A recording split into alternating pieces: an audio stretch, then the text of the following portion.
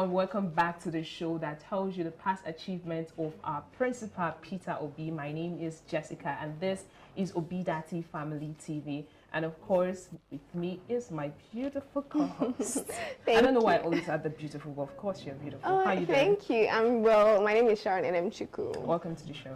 Thank you. And as I would always ask, how was your night? Oh, very well. Yeah, it was okay. I'm very certain that you saw all the things trending online. I did, but not in my dreams. So when I woke up. And the ones that were making us laugh. I did. I have even seen some remixes. I've seen some remakes. Let me allow you start because you saw that video. I saw a lot of them. First of all, I saw the one that Tinubu went to Anambra and was saying things that I do not understand. First of all, how can you be greeting us and you are telling us nonsense? What's nonsense? I mean, they can even play this thing. I wish they could play because okay, first of all, he came and he was trying to greet us in our tongue and was saying Igbo Kwenu. Igbo Kwenu. I was even surprised. Tinubu is saying this is nice. This is. Igbo Kwenu. What is that?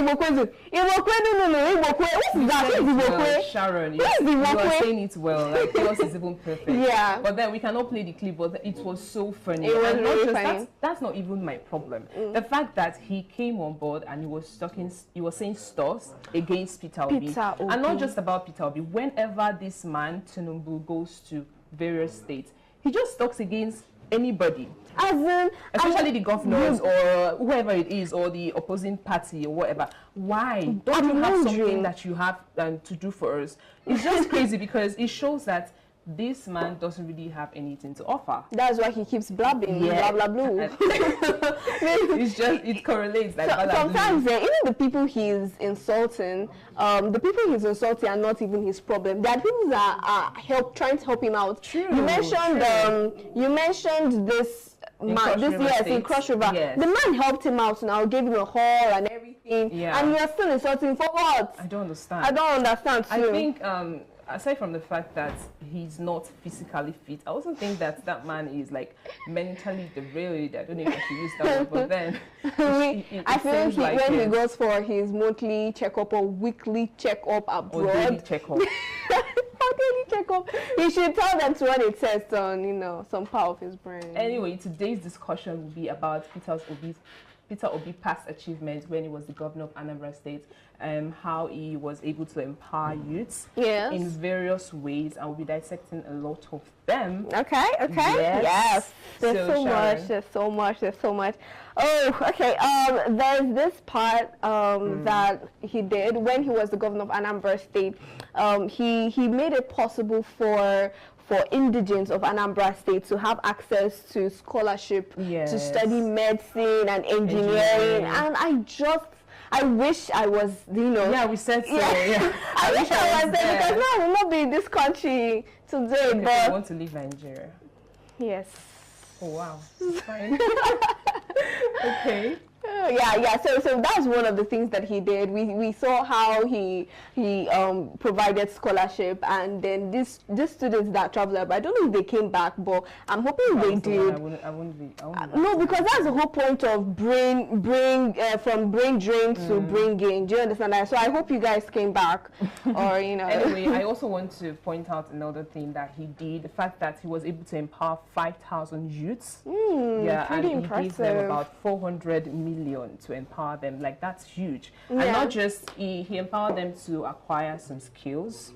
What kind of skills? Okay, I will mention that, but before I go further, he did that, and he was able to provide experiences. Like, after you're done learning the skills, then you go to, I don't know, I think a private owned businesses, you go and work for them, and maybe after then you also build your own business, and that's amazing. Yes. So the fact that I am learning these skills doesn't mean that it's not going to stop there.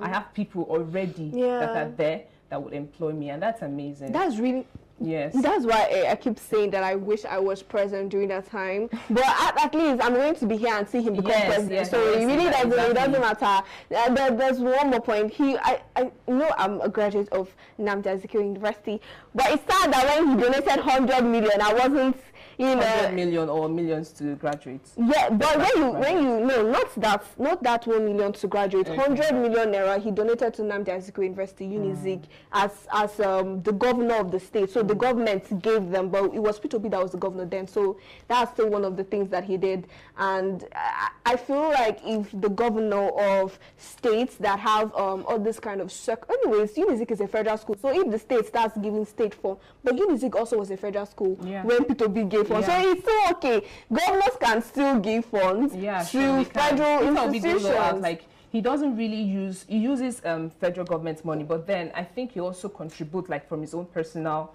you know, funds and all of those things. He mentioned that when he was the governor of Anambra State, like it had a toll on his business, you know, yes, because he was trying to fund some certain things through his own money. So that's also included. Now you're asking me about the skills. Yeah. What do you mean by the skills? Okay, he trained. They acquired certain training like systems engineering, furniture making, fish farming, computer training, electrical wiring, and a lot of them. And I like the fact that it's not the usual braiding, tailoring, barbering, and all those things. Like it went beyond this, and it shows that this man knows what he's doing. He really knows what he's doing, and he doesn't go with the norm. I like that. Yeah. Yes, I like that about Peter Obi. There's something else that he did. Okay, this one. Let's just talk about the one that he did in schools. Okay, Is it in universities? No, this was this was in 2016. Okay. Yeah, when he left office. He has left the office, so he's no longer at the office of,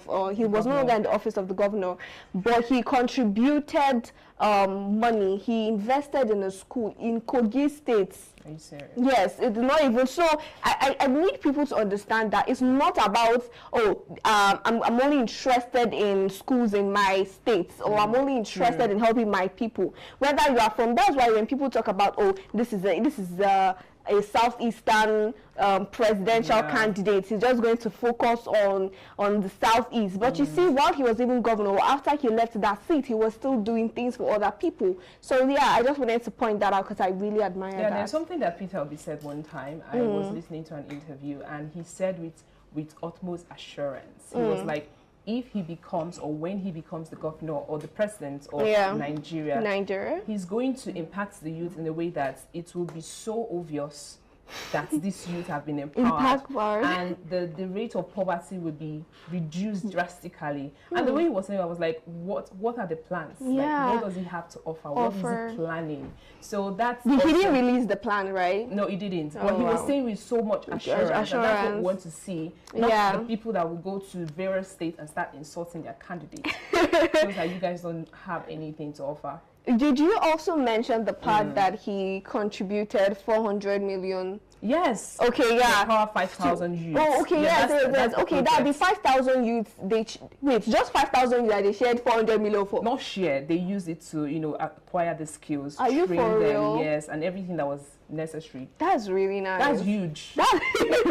I'm so shocked. So that's huge. That's huge. I would really like to see or meet one of these youths who have, Yeah, there are people who call in, there are people who, there are people. It shows that, okay, he definitely did this. That's why, okay, take for instance, when Peter Obi came into Anambra for one of his campaigns, rally and everything, did you see how youth turned up for him? Of course.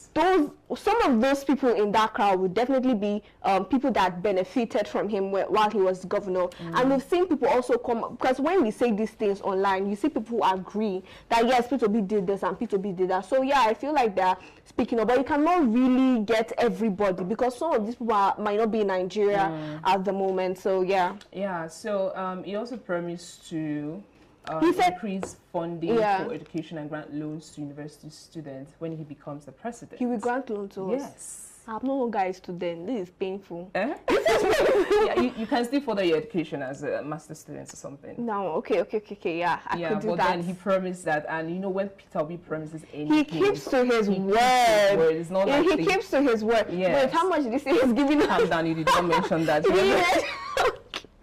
Okay, but he said he was going to give us loans. Yes, okay. yes, and fund university students. Of course, he would, because it's not hard to believe, because he has done it before. Yes, yes. He has done it before. But when he promises something, you are assured. Yes. You're just in expectant. Okay, let this day come so that I will benefit from it. You know, there are some people that you get used to them disappointing you. That even when you believe, you just keep a space in your mind. Don't worry, this in case this disappoints me. And that's how it has been like in the years back. Yes. They come out and tell us different things for you and corn and the rest of them. Corn, really. Don't do anything. Corn, really.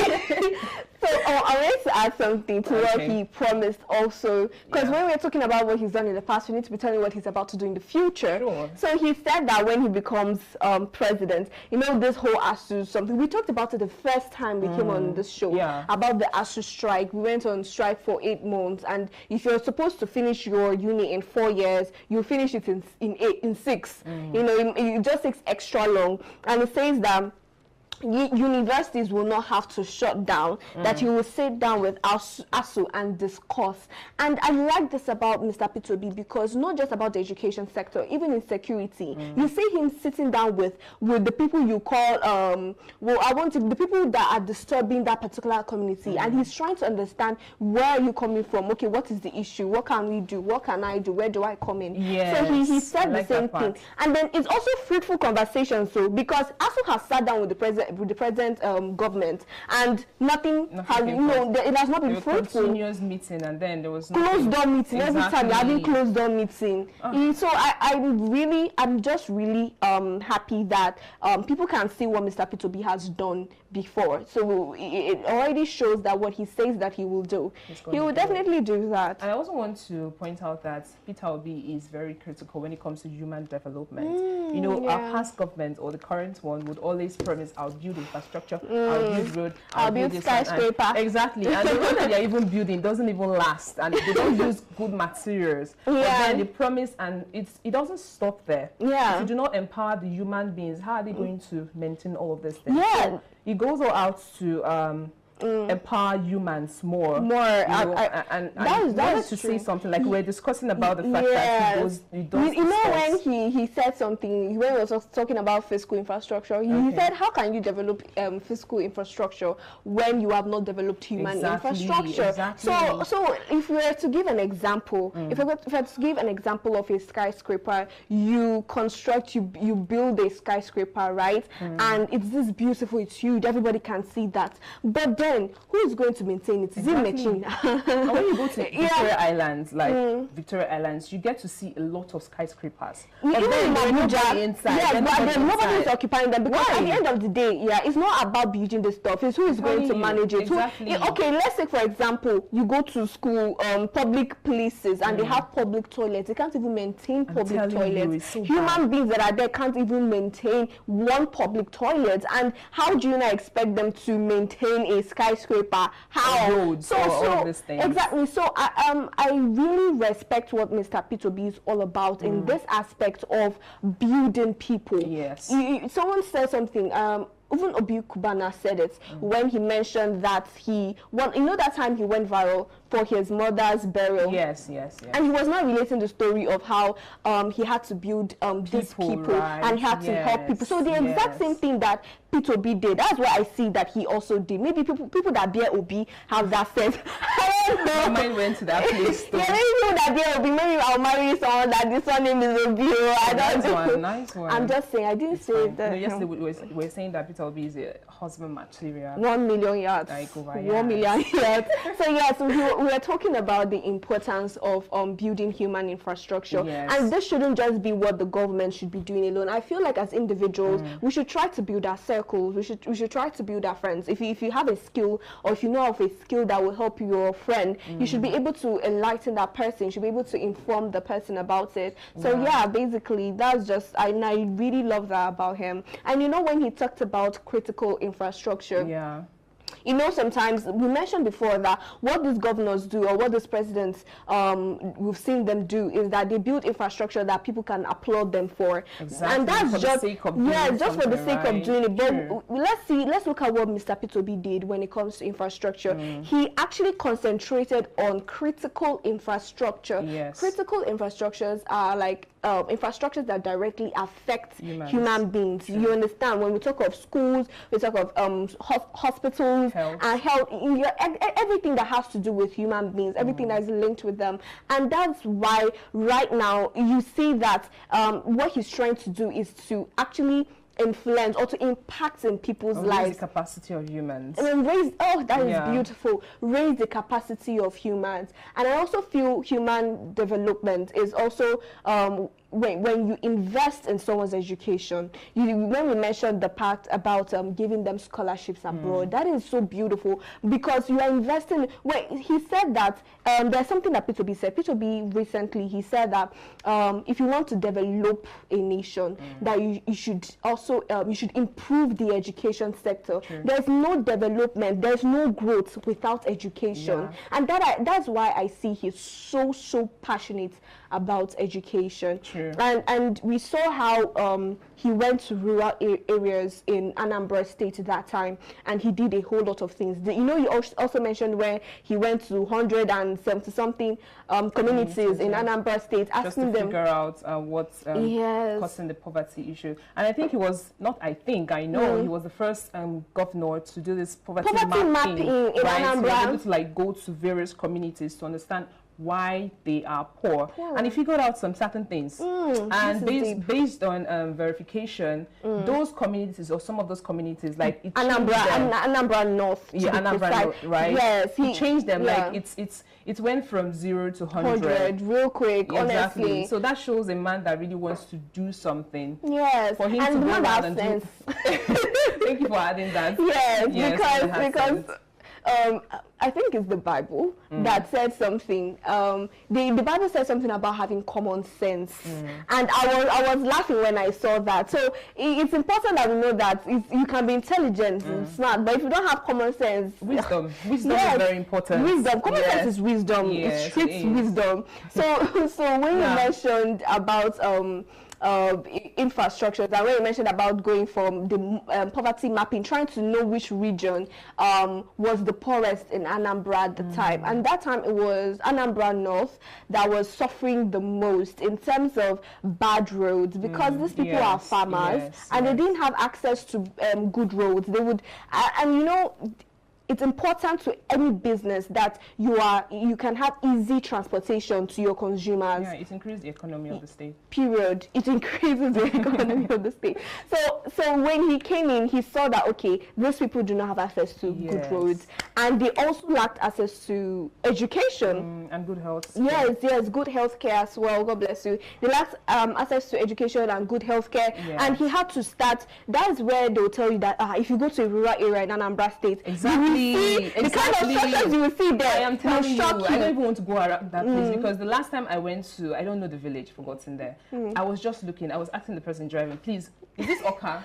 Are you still in the city? Like, it's so great. I love that. And that shows, I mean, I'm so expectant of what this man will do in Nigeria. I mean, that's going to be mind-blowing. Although I feel bad that I missed when he was on about right? Yes. You didn't miss it. You're about to witness the great I guess the greatest part of what he has to offer. I'm calm.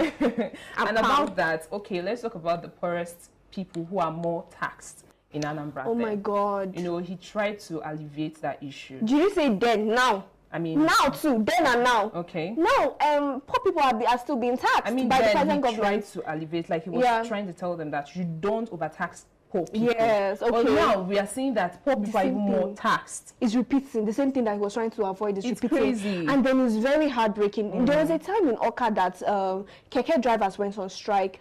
That time if you come out, it would be people so were hard. trekking. because the hike in fees was just too much. I honestly thought they were undertaking an exercise journey or something. I don't know, but the level I was coming in then to Oka, I was so surprised. I didn't know what was going on until I met a keke guy, and he was saying that they were on strike. Like, can you imagine that they said they should be paying 15,000 or 20,000? I can't remember how much, and it was so much. And then I remember when I've heard the things that Peter Obi did when he was governor, and how he ensured that, see, you can't tell poor people to be paying tax, for crying out loud, because you are going to keep them in that position that they are in. They will be stuck. Poverty is not supposed to be a destination. Exactly. It's supposed to be a stage. You're supposed to grow from it. Someone, for example, makes 5,000 naira, and you are taxing the person 3,000. Exactly. It doesn't make any sense. What is the person gaining? What is he gaining? And this person has responsibilities, right? He has children to train. He has healthcare. He has to he has to feed his family, and you are charging him this much. And then I love the fact that Mr. Peter, he's not saying that taxing is bad, but then you can't tax poor people. That is the whole point. You can't overtax poor people. Even if you are taxing them, let it not be so high. Yes. Because I figure out that my mom sells something in Lagos, right? So she has a shop, a very big one, but then the amount of money they collect from her, like it's just as if she's paying for the shop, and then she's also paying for tax. She's working for tax. Exactly, something like that. How is she going to, gather the money and then use it for some other thing? So Peter Obi understands this thing, and it's good, because this current government and the former ones, they don't. They do not. In fact, let's also analyze the fact that in Lagos, like, there's this thing called Iyawoloja. I don't know if you know that one. They use this nonsense scheme to take money from people, from traders, because most of them are Igbos, So if you have a shop or something, it's just tasking, what we're saying, right? But then the tasking is just too much. Really? So it's something that Peter Obi he emphasized on this thing, and it shows that we really need to touch on issues like this. Yeah, and then I feel they should take lessons from Mr. Peter Obi. They should just do away with their pride. They know they are not going to, because they are benefiting from it. I mean, if you're benefiting from it, why are you going to? They know the right things to do. These people are learned, do you know? Yes, most of they are learned. True, but then they decide to do it the other way that will favor just them. I've not actually thought about it, because I was thinking that they should take lessons. Maybe they don't know. They know what to do. So maybe Peter Obi should teach them. Maybe Peter Obi should write a book on governance. Has he written one? I don't know. I saw one, but I don't know if he was the one. I don't know if a lot of people are writing books on his behalf.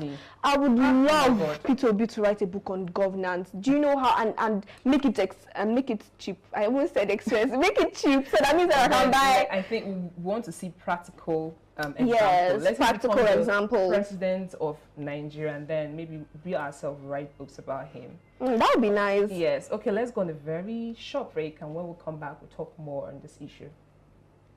Labour Party, Labour Party, Labour Party, Labour Party, Labour Party, can you get a vote?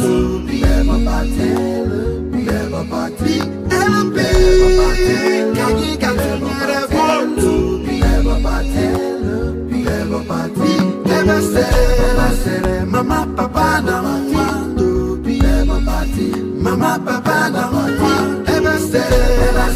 Mama, Papa, no one to be Labour Party. Mama, Papa, no one to be Labour Party.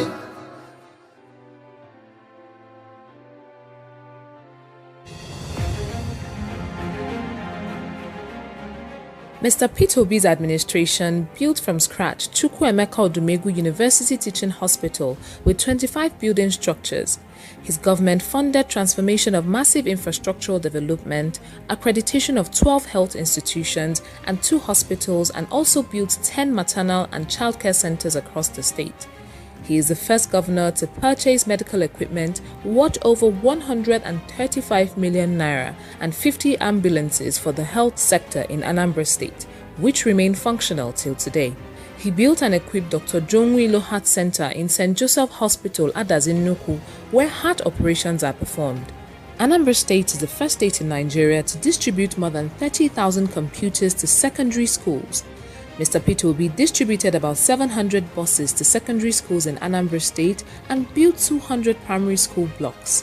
He donated the sum of 300 million naira to Anglican churches and 440 million naira to Roman Catholic churches to rehabilitate their missionary schools. During his tenure, he gave 1 million naira each to more than 160 first-class graduates. To promote reading culture in the state, he went ahead to build a well-equipped library known as Prof. Kennedy Dike Library, Awka. He also rehabilitated the divisional library in Onitsha and gave 500,000 naira to each secondary school in the state to provide library materials. This boosted the student performance from the 26th position in Nigeria to the first position. The security improvement was exceptional as he provided security vehicles to 177 communities in the state. He cleared pension and gratuity owed since 1990 to the tune of about 37 billion naira and also paid monthly stipends to the elderly in the state. Mr. Peter Obi built the first secretariat complex in Anambra State to house the various Anambra State.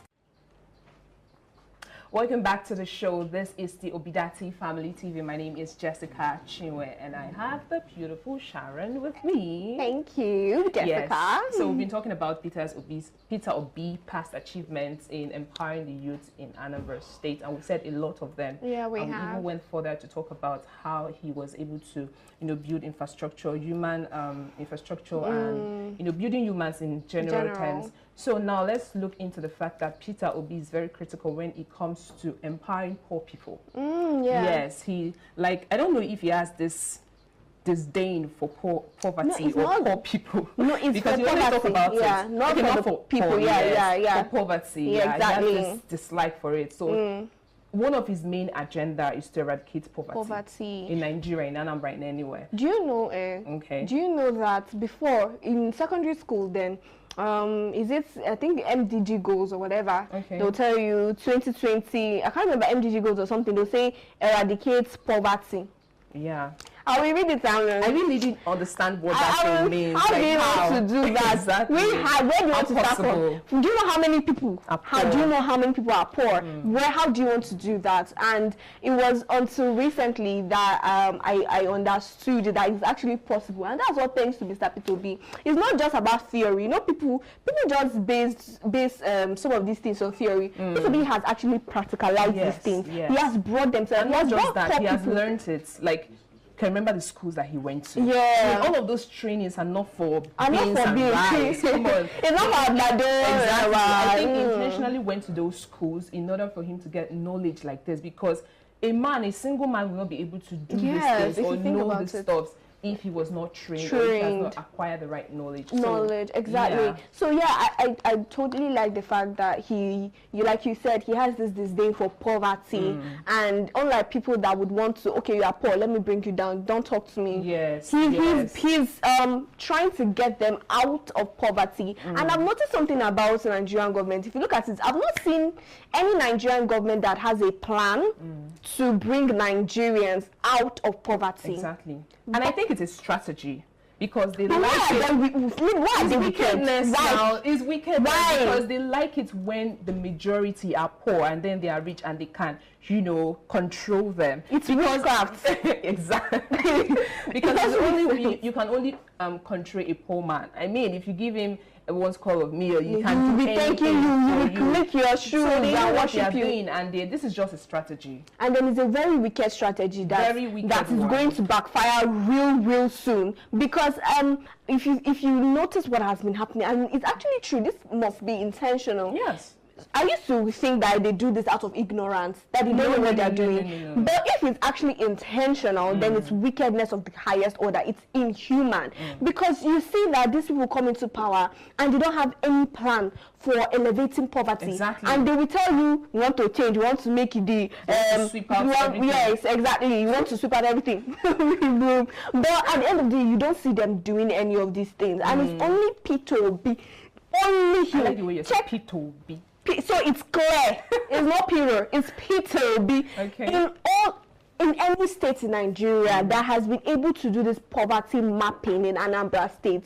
It was even from him I heard it from. Exactly. I didn't know what poverty mapping was before. Are you trying to map poverty somewhere? I didn't really understand that because nobody had done that before. And it's very sad. We are not even I cannot call us a developing country. We are underdeveloped. We are underdeveloped, and it's so sad. And then I don't like, you know, when tourists come into Nigeria, right? They go to Abuja. They go to FCT, that is the capital. Yes. They go to Lagos, all this VI, Lekki. And oh my God, I like the fact that builds their image, but it's a lie. Exactly. That's not just that's not the only Nigeria place in Nigeria. You've not been to Oshodi. You've not been to Yanoba. You've not been to Alaba. Those are also parts of Lagos. But then these people, when they're coming, they'll come to Lekki, and then these people just focus. What I'm trying to say is how our government focuses on places that people can easily see to feed them a lie. There's no action. We are not growing. We are not going anywhere. We are still in the same place. In fact, we're even worse. I feel like Nigeria 40 years ago is better than now. Because how much is a bag of rice right now? I think this should be categorized, right? Because when it comes to the entertainment industry, they are booming, right? But then entertainment industry has nothing to do with Nigerian government. Nigerian government, first of all, does not even support the entertainment industry. It's only, I don't want to call them, it doesn't support Nigeria in the entertainment industry here. Let's look at entertainment. Let's look at Nollywood. Let's look at the music industry. What has Nigerian government done? Even if they've done anything in the past, it was just then. It ended there. It didn't continue, because you watch movies and you see when people criticize Nigerian movies. Nigerian movies is not good. But do you know how much this movie that you like, Korean movies and US movies that you like, do you know how much they invest there? Hugely. Do you know how much? And then you know something that happened in Anambra State during security, when Anambra was the worst state as per security and even anything else. You see what the Commissioner of Police then said, that the governor, that was Peter Obi, invested highly in funding the police, giving them vehicles, buying fuel, making calls, giving them weekly allowances. And attention as well. And attention. You see what funding can do. You see how it changed. You see how things became better. So when we talk about entertainment industry, we know that, of course, if this government is supporting us, there's so much we can do. But kudos to Nollywood, people are doing a lot. We are doing great. Just come and I said we, as if I'm part of that. I want to be part. Anyway, this shows that Peter Obi, he has plans, huge plans, to something huge, yes, to better Nigeria. He does, and this is the movement. We're trying to tell you all that this man needs to be the president of Nigeria. I mean, it's very important. Someone said that if we miss this chance, we've missed it for life. And it's funny because Peter Obi is not in the loss. Like, he won't lose, because let me tell you, if Peter Obi, I don't pray, but just assume that he doesn't become the president of Nigeria, right? I don't want to imagine, but if he doesn't become the president, do you know that foreign states will grab him, because that man is an asset? That's what my mom said. Exactly. That man my mom said the same thing too. That if Nigeria doesn't, I hope Nigeria has sense. Nigeria has sense now. Okay, we have sense now, because evil people do not, get their way this time. My mom said the same thing, that if people, you know how after he went to, was it Chatham House? Yeah. Yes. He went there, and my mom was telling me how what is it called? All these top news agencies, when he left Chatham, started bombarding him with calls, and he was refusing, that he has to come do something home. And then I'm saying, if these people, if we don't grab Peter Obi now, grab your copy now. They will grab him before your very eyes. He's not going to come back. It's not going to come back, because he tried his best. So I don't know. I feel like everybody or anybody, right, who's not supporting Peter Obi, they have their own selfish interests. They do. Because I saw a video of a talk, or someone, I don't know who the person is, and he was saying that the reason why I want to vote Tinubu is because Tinubu will give boys money. He will allow boys to be, extorting money from the people. It shows their mindset. I mean, they know themselves. They know that if Peter Obi comes to power, if he becomes the president of Nigeria, he said it one time in an interview. He was like, the reason why people do not like him is because they support corruption. They They support corruption. So they understand that when he comes, he's going to sweep out all of these things. And he said something again that made me laugh. He was like, he doesn't sell ice cream, so he's not there to please people. You know, ice cream sellers, they're there to so he's not there to please anybody. That he was even telling the interviewer, like, there is a way you will behave, or there are certain things you will do. I will sweep you off. Yes, as long as you are not doing the right thing, because I am more focused in empowering Nigerians. I'm more focused in building our country. So if you are not part of the solution, you will be swept off. A president and more. Exactly. Beautiful. That's my president. That's my president. That's my president. That's my president. I'm so proud.